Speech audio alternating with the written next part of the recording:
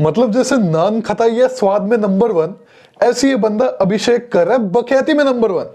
जरा सुन लो इसको। एक व्यक्ति थे ओशो जिन्होंने 1.5 लाख किताबें अपने जीवन काल में पढ़ ली। 1.5 लाख किताबें अपने जीवन काल में पढ़ ली। अबे प्रोफेशनल बकलोल, कोई भी एंडी भेंडी बात करने से पहले अपना जो दिमाग एड़ी में घुसा रखा उसका प्रयोग ही कर ले। अब ये किसी के दिमाग में उपज आई कि 1.5 लाख किताबें, और ये रेप्लिकेट कर दी सबने अपने हीरोज के साथ। जैसे अंबेडकर जी के साथ भी ये फिगर एसोसिएट कर दी कि इन्होंने 1.5 लाख किताबें पढ़ी थी अपने जीवन काल में। कोई ओशो का फैन, उसने ओशो के लिए कर ली। कल को कोई राहुल गांधी का फैन होगा, उसके लिए हो जाएगी बात। 1.5 लाख किताबों का मतलब आप समझते हो क्या है? 400 साल से ऊपर लगेंगे आपको अगर आप एक किताब रोज पढ़ोगे। कब से? जब से आप अपनी मां के कोख से बाहर निकले हो, आप पहली बार ही रोए हो। पहले दिन से जब आप पैदा हुए हो तब से आपको रोज एक किताब पढ़नी पड़ेगी, तब जाके आपको 400 साल से ज्यादा लगेंगे और तब 1.5 लाख किताबें खत्म होंगी। मतलब कोई सेंस है इन बातों का? आपको यह भी समझना चाहिए कि जब भी लोग बोलते हैं कि हमने इतनी किताबें पढ़ ली, तो उसमें पढ़ने का मीनिंग क्या होता है?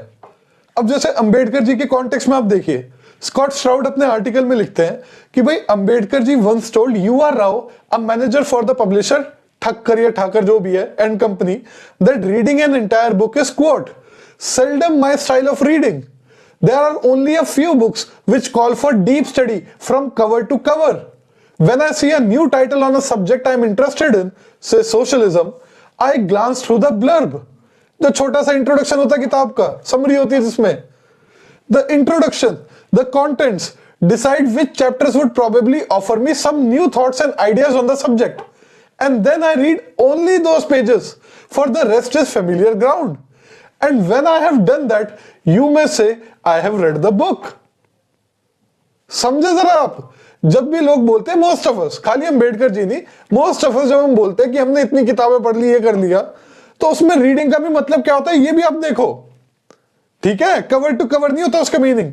और अंबेडकर जी ने तो शायद कभी क्लेम करा ही नहीं कि मैंने 1.5 लाख से ज्यादा किताबें पढ़ ली अपने जीवन काल में। ये तो ऐसी रूमर फैल गए, ऐसी ओशो के नाम पर फैला दिया।